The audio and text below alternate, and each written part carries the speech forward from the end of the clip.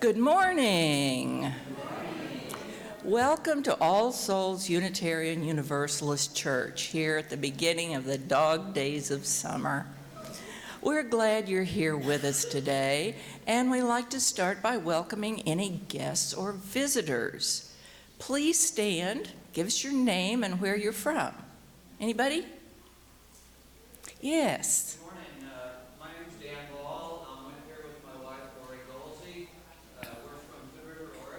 Oh. I'm also with my dad, Bob, and our friend Carolyn Boyer, here from Kansas City. I do want to say this is my wife and I's second time here. The first time we came, we had the honor and privilege of singing Foray's Requiem. Oh, absolutely. Well, thank you for your contribution for that, and we're glad you're back. Good to see you again. Anybody else? Well, if you chose not to stand, you're still very welcome here. Glad to see everybody. Now, we do have a special guest with us today that I'd like to introduce. This is the Reverend Kelly Isola. She is from the Greater Kansas City Interfaith Council, and she'll be standing in for us today.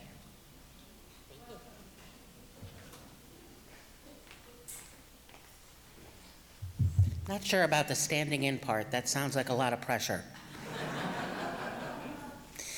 But I am here to first of all welcome you, and let's take a moment and bring ourselves into this space, into this time, into our hearts as we gather.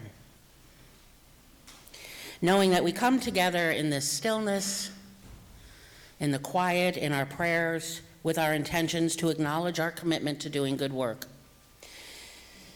We acknowledge our commitment to this so that we might live as better people, making a better world. And we set aside this hour of connection, this hour of gathering, amidst the busyness and distraction of our days, to remember our connections to each other, our connection to earth, our connection to all life.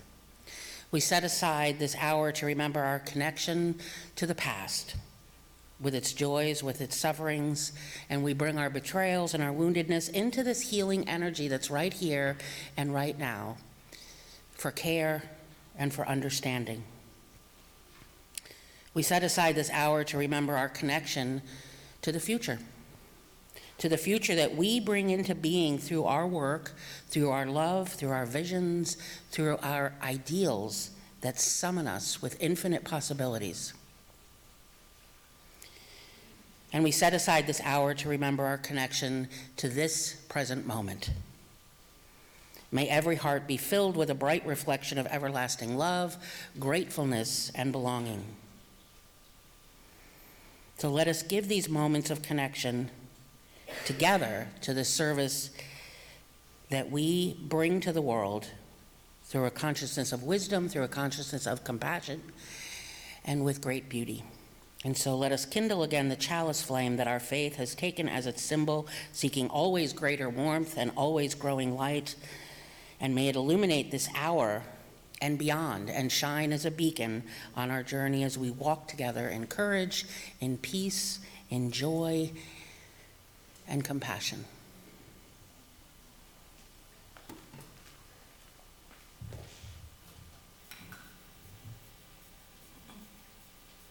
Good morning.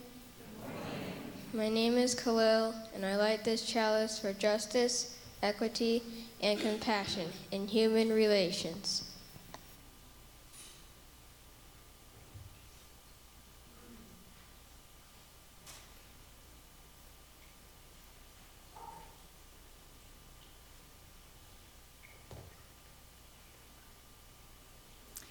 Now please rise and join with me in the affirmation of our covenant.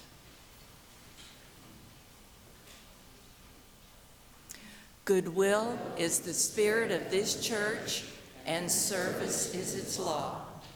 This is our great covenant, to dwell together in peace, to seek the truth in love, and to help one another.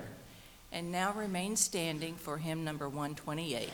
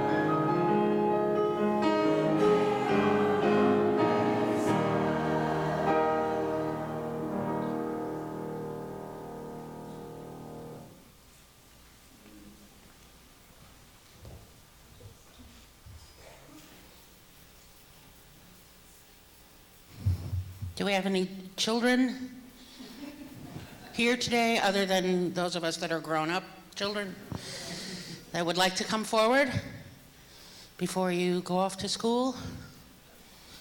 Clearly not this morning.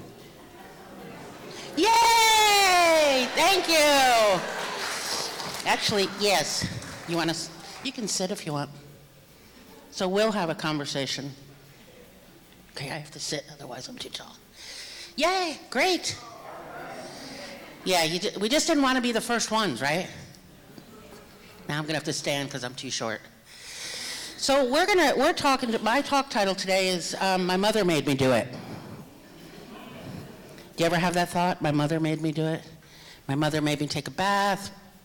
My mother made me put on clean clothes, do my homework, make my bed, eat spinach. Not you, just him. So what things has your mother made you do or asked you to do? What kind of things? Clean your room? Anything you didn't enjoy? Silence. Anything your mother or your grandmother or aunt or big sister ever asked you to do that you really did like? Nope.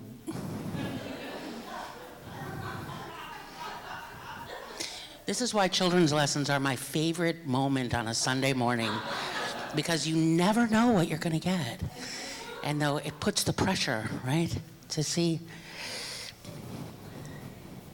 So do you think your mom will, or your mother or your grandma or aunt or some older female in your life will ever stop asking you to do things? No. Is that a true statement? Right. Right? Even if you're 95, you're still going to hear in your head, my mother made me do it. So actually what we're talking about this morning are some of those things that moms, some of the things that they've asked us to do, or some of the, phrases that they use, or, I'll always love you, or things that remind us of, when life gets a little bit icky. You ever have a day at school that you come home and you're like, well, that wasn't a good day? Yeah. Or with friends, or even sometimes with siblings. Ever have moments with your siblings where you're like, well, that didn't work out, right? You don't have any siblings. Well, yep, so you won't have that one. So that's what we're talking about today, is to pay attention to the things that moms tell us that we don't really, sometimes when we're little, and even as adults, we don't want to hear or we don't enjoy, like clean your room, like do your homework, when we'd rather be doing something else, something more fun. So we're going to actually look at some of those things that moms have told us. So, and I don't know what you're doing in your classroom today, but keep that in mind as you're in your classroom, that there's sometimes we hear mom or grandma or aunt or an older sister, cousin say things, ask us to do things, or ask questions of us that or to do things that we don't really enjoy, but maybe we can just listen to it and find something in it. Is that a deal? Find something in the question or find something in the task that we might enjoy. Like next time you clean your room, you might find something really interesting under the bed that you forgot even existed, and you can celebrate that. I do it all the time. Okay, are we ready to sing you to your classroom?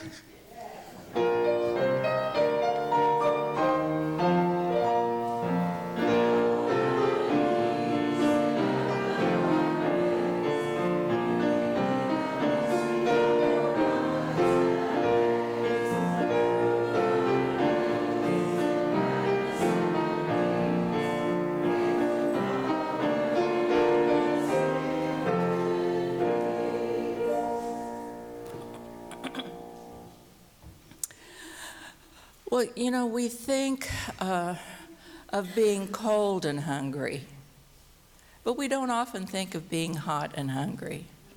Those same people that are hungry during the winter are also hungry during the summer.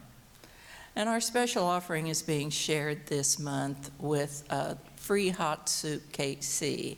Now, hot soup doesn't sound real good now, but they do serve other things in the summer. And so I ask you now to contribute both to the ongoing work of this church and to this very worthy cause, which feeds hungry people even in the summer. Thank you. The offering will now be given and gratefully received.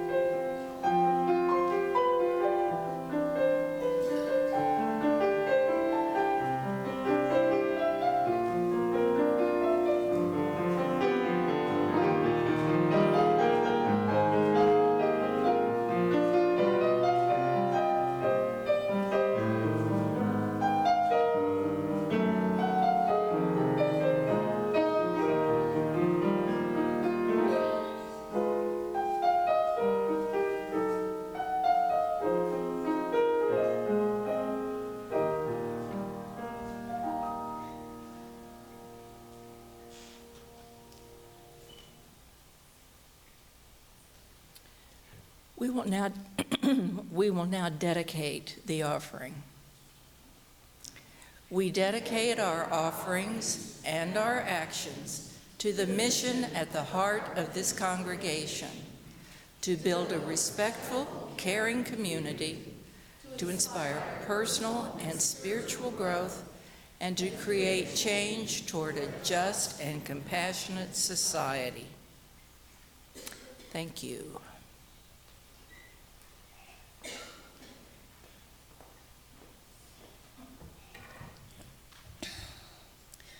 Though I run to get out of the rain, it's standing in the rain with my hands on my heart that is cleansing. Though I run from the pain, it's standing in the pain with my face to the sky that is healing.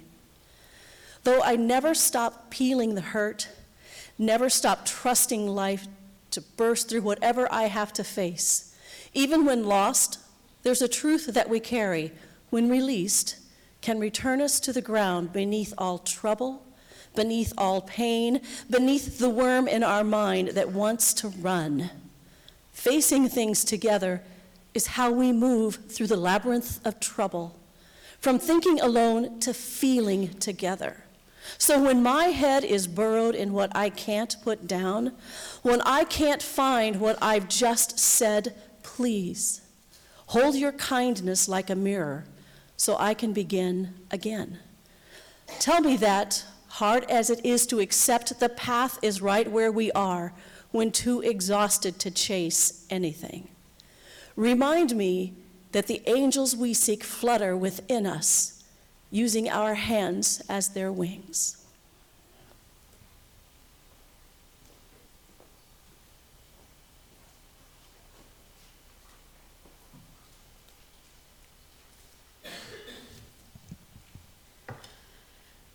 Blessed be the longing that brought you here and quickens your soul with wonder.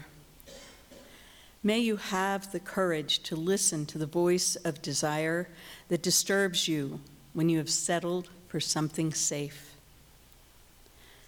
May you have the wisdom to enter generously into your own unease, to discover the new direction your longing wants to take.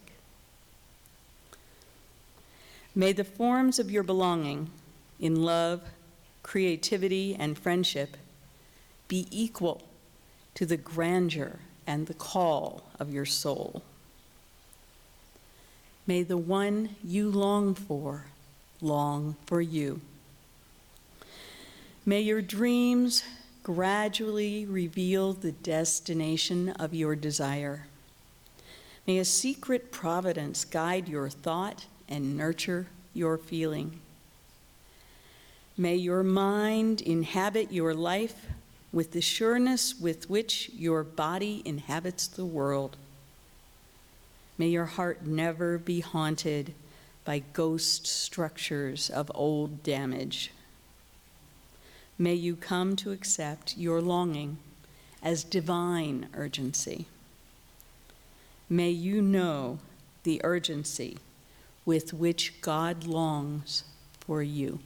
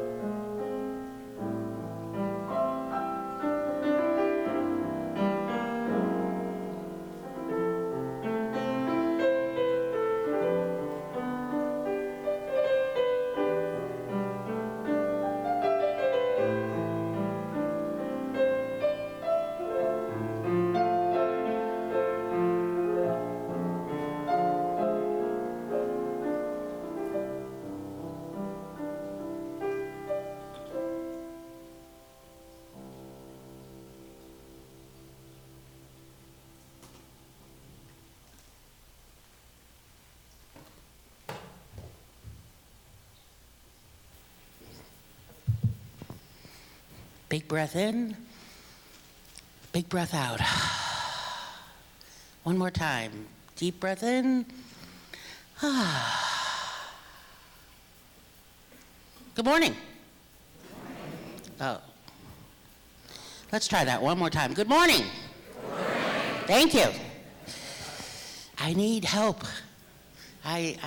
The energy works us all. I'm Reverend Kelly Isola. I am the chair of the Greater Kansas City Interfaith Council, which is how I know Kendall.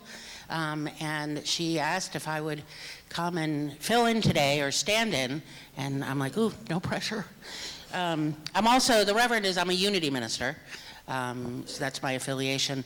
But I refer to myself as a gypsy minister because what I do is I travel around the country and I work with faith-based organizations that are moving through change.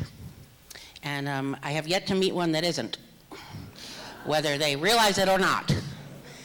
But this morning, what I'm talking about this morning was born out of a trip that I was on, and I was sitting in a restaurant at lunch with someone, and we were talking, and you ever be in a restaurant and you can hear a family. You know, you can't, maybe you don't see them, but you can definitely hear them, right? And you're not sure if there's 2 children or 18, right? But you know that they're there, like they've made their presence known. And eventually, eventually you stop hearing it and you kind of be, connected with whoever you're with. And then all of a sudden, so this was one of those times. And then all of a sudden I realized it got very quiet.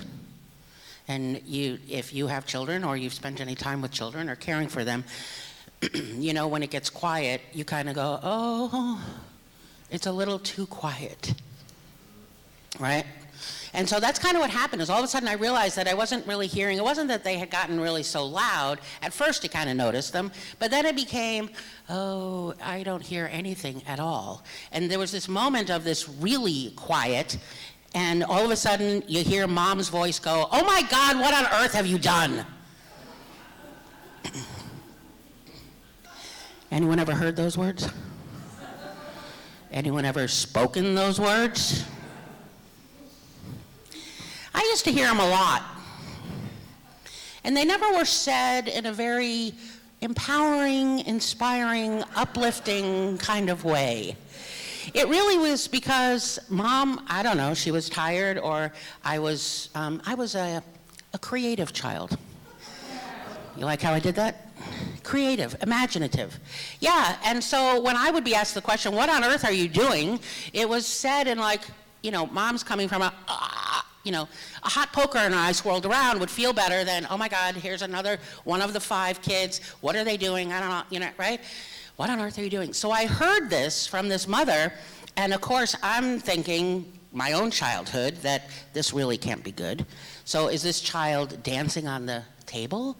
Have they taken their clothes off? Have they spilled a huge glass of orange juice that dribbled into Mom's purse? Really the possibilities are endless, don't you think? What on earth have you done? And so my mind is going, being the creative person I am, my mind is going into, oh, this probably isn't good. I see a grounding in the future, or taking away of the favorite toy, or there's something coming down the road when they get back to home, potentially. But it actually, I shifted off of it, and it got me thinking about, questioning our questions. So most of us have heard the word, that, what on earth are you doing? And it's generally preceded with, oh my God, or oh my gosh, or right, or a big ugh beforehand, which indicates there's something coming. But what if we actually turn the question on its head, right? We hear a lot about creating the world that we're in, right? That through our thoughts, through our feelings, through our beliefs, through our actions, through all these different ways, we create the world that we're experiencing. We're not entirely victim to everything that goes on, right? Are you with me? Does that make sense? A few people, yes? Okay, thank you. So I didn't warn you, but I tend to ask questions. I like audience participation. Rarely do I ask a rhetorical question, right? So now you've been warned. So the question then becomes, so what on earth are you doing? And I don't mean it to ask the question as a way to guilt ourselves or judge ourselves, or, anybody ever have the thought that I'm not doing enough? I didn't turn it off. So, anyone ever have the thought that I'm not doing enough? Yeah, right? Sometimes we do. Sometimes it's, and yet, when you think about it, when I do, I'm not doing enough. There's more to be done. There's more things to do around climate. There's more things. Today, ICE, right, is being busy today. And there must be something else I could have done, something else I can do to help children, I don't want to be, thank you. I don't want to move into politics, but there must be something I can do to help take care of children, to take care of families, whether it's at the border or whether it's in my own backyard. And there gets this monkey mind thing going, right? And yet where in the world would I stick it in my day? So the question is not meant for us to feel bad or guilty, but it's a question of self-reflection to kind of grow ourselves up. What on earth am I doing? Little did we know when Mom first said that, she had the little wing out, or maybe even 2. Or the little wand, right? Little did we know that when we first got that question, proposed to us, that now, years later, I could take it and actually use it as a way to be engaged in my world. What on earth am I doing? As a way to take a look, right? There's that Stephen Covey thing, take a look at your calendar and your checkbook, and you'll see what you value. You'll see how you spend your time. It's kind of one of those. What on earth am I doing, right? So my answer to that is, it's kind of what I've came up with and continue to use, is that I'm being an angel, right? Who doesn't want to be an angel? Especially if I get to use my wings. Right, but being an angel, and when we hear the word angel, what comes to mind?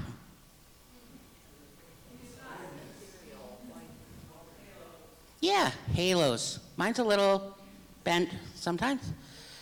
Right, halos. What else? White. Somebody said light. White wings. Wings. A gown. Christmas. What else? Guardians. Right?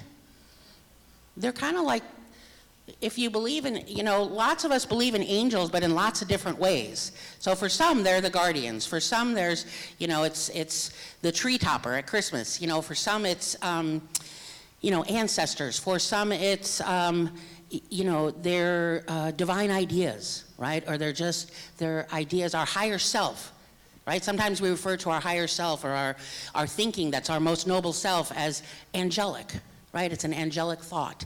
It's an inspired thought. So that's kind of how I think about it when I say that, I'm being an angel. I don't mean perfect, so wipe that one out of, off the screen, but that I'm being guided by my most noble self. I'm being guided by a wisdom and compassion, by a consciousness that allows me to do my interior healing work of my own judgments and be in service out here, right? Compassionate service. That I have to do both. It's this interior and exterior path that I have to follow, right? So that's being an angel.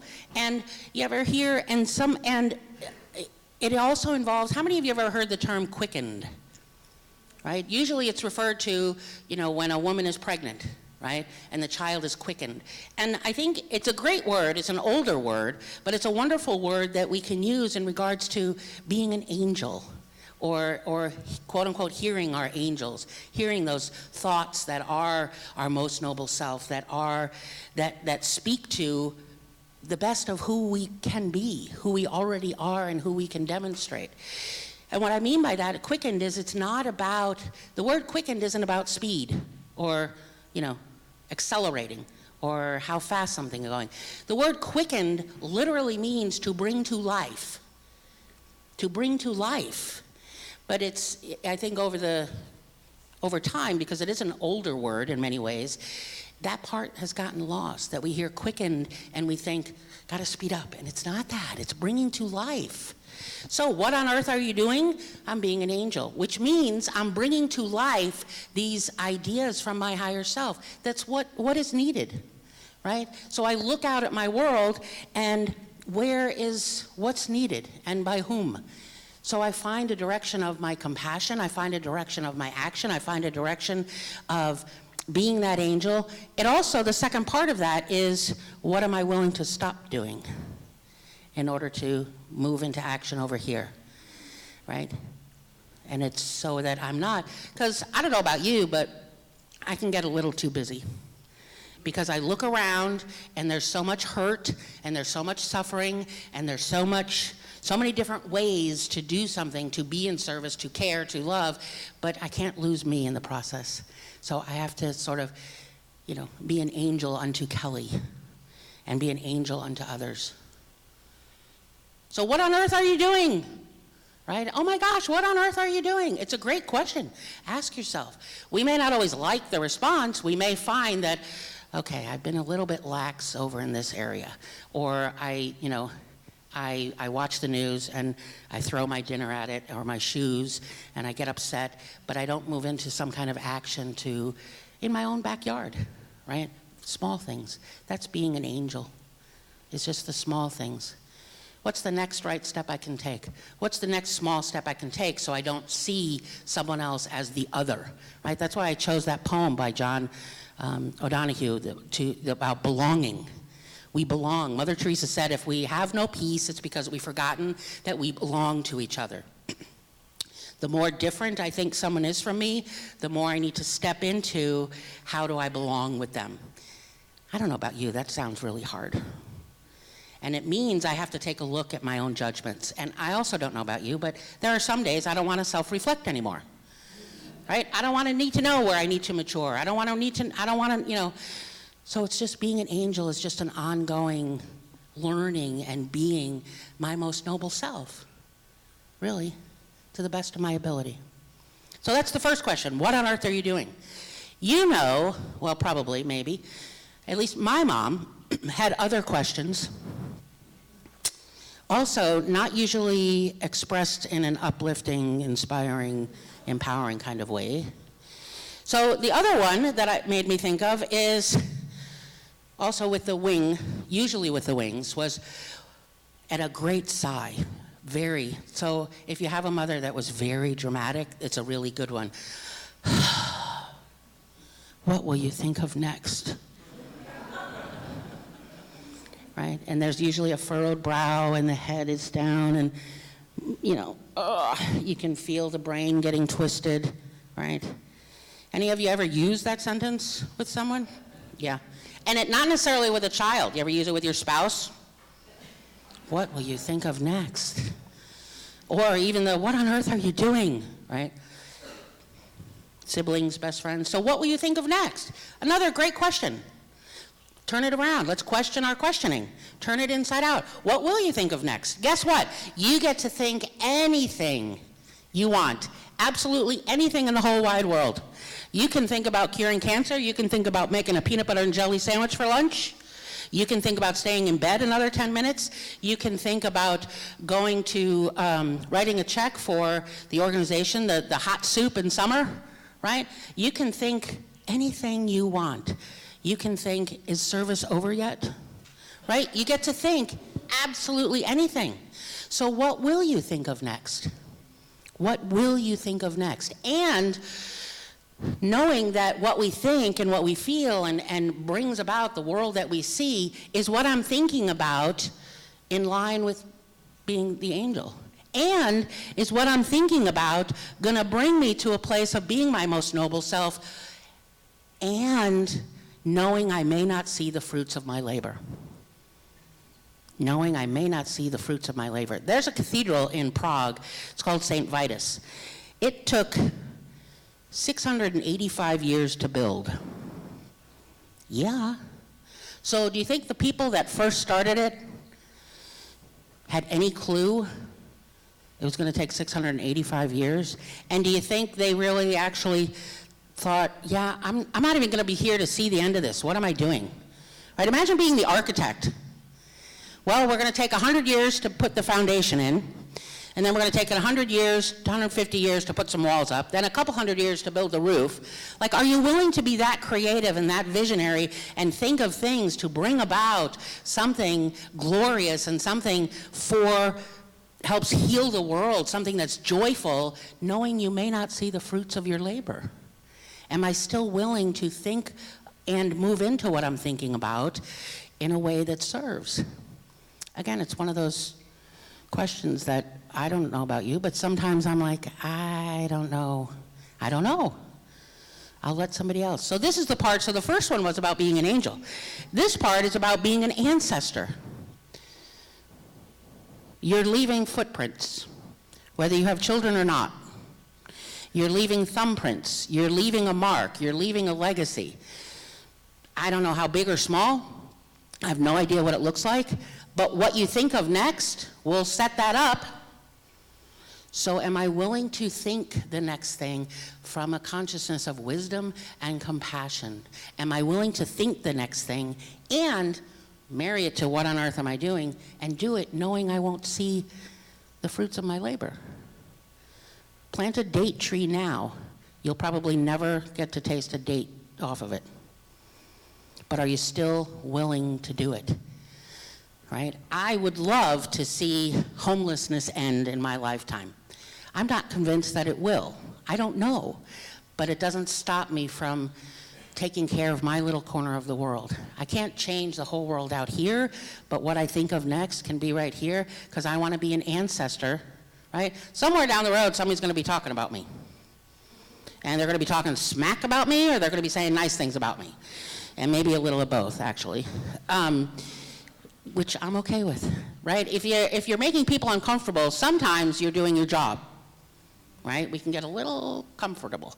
So what will you think of next? So what kind of ancestor? What am I leaving behind? What's this echo of perfection that I'm leaving behind me? Am I paying attention to what that is, or just sort of unconsciously moving through day and not paying attention to that? Again, it's not a question to beat ourselves up or to feel guilty about or anything other than to just make the unconscious conscious. Because when we do that, then we create a world that works.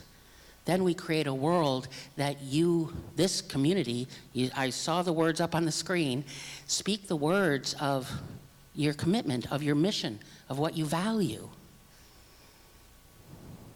One last question. What do you think it is? I know y'all heard it. Who do you think you are? That one always has a wand. Who do you think you are? Yeah, not just a wand, but one that shakes. And every time I would see it, it seemed longer than the previous time, right? Until it's like a 3-foot wand. Who do you think you are? Again, not said where my response would be, well, I'm being my most noble self. I'm loving, I'm creative. You know, it's not usually how I was asked. It was generally would elicit a response of, sorry? I don't know. I wasn't thinking, that's the point. That's why you're yelling at me. I wasn't thinking. So who do you think you are? Again, another question for us to just kind of take in and inquire, and who do I think I am? Do I think that I am this angel? Do I think that I am this ancestor? If so, is you know, if you could answer the first 2 questions, what on earth are you doing and what will you think of next? You can answer the last question with greater clarity. You can answer the last question with a greater commitment.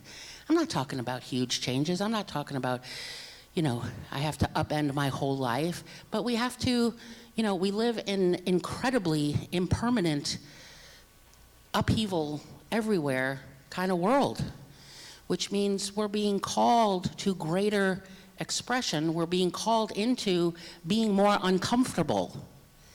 And we have to get comfortable with the discomfort. So who do I think I am? I'm an angel and an ancestor. I'm both.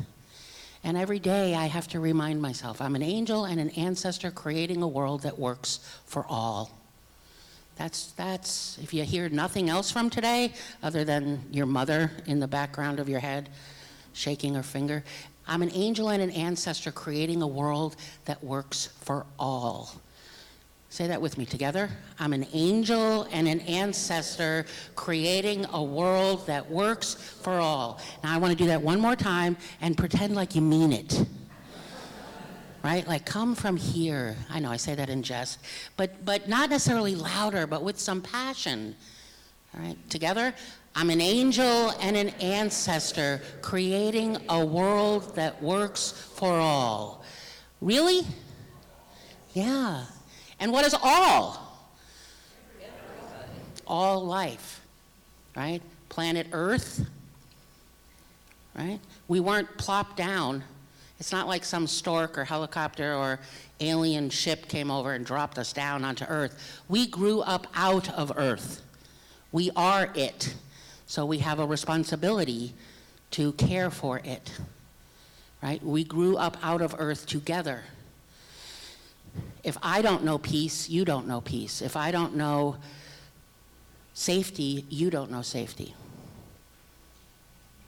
It's a higher calling. So that's what being an angel and an ancestor is.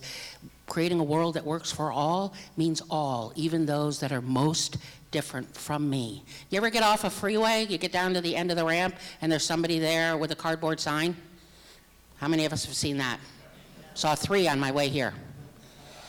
And how many of us, you don't necessarily put your hand up, but how many times have we just, okay, the light needs to turn green, the light needs to turn green, the light needs to turn green, right? That we just don't notice. I'm not trying to guilt you. I'm just pointing to one of the places where we make someone the other, and that perhaps unconsciously we've forgotten that that person means all, right? And so some of that discomfort doesn't mean I have to unroll my window and give them money, or I happen to carry food around in my car that, you know, but it means, at the very least for me, it means to at least acknowledge their existence, right? To at least look them in the eye, to smile, to just acknowledge that they're part of that all, right? How many times do we watch the news and see people on the news or you know, on the internet or the news articles or wherever we get information about what's going on in our world, and we look at the person and we're like, you want to put a hot poker in their eye and swirl it around, right? Because they're so, what they think, what they believe, what they're doing is so opposite of you being your most noble self, and yet they're part of the all. It's hard work, this belonging. but that's where being an angel and an ancestor. So that's my affirmation. I'm an angel and an ancestor creating a world that works for all. Together, I'm an angel and an ancestor creating a world that works for all. Amen? Amen. So let's stand and sing.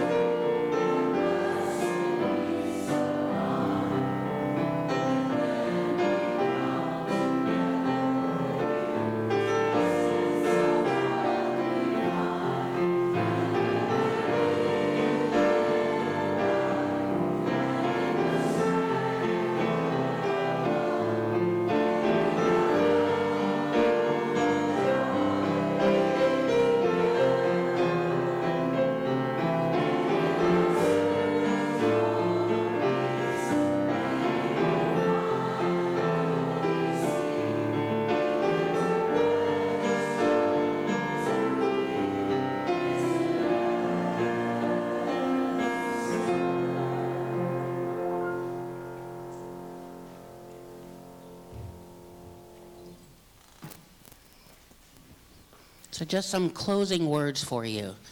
So just very quickly, how do I be that angel? So when you want to feel connection and you want to feel community, be that wherever you are, right? When you want to feel less afraid, be the hand that reaches out in connection, the hand that reaches out in generosity. When you want to know that your presence here matters, be the gift of welcoming.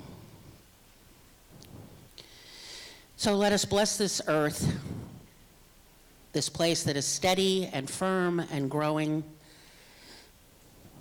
Let us bless those space, the cosmos, beyond what we can see and know. Let us bless one another. Let us bless the differences, the young and the old, the black and the white, the Christian, the Jewish person, the Hindu, the atheist.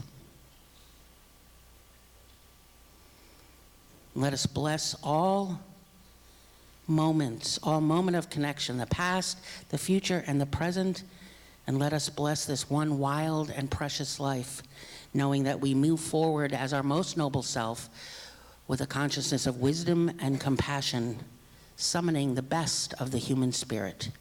And so it is. And so it is.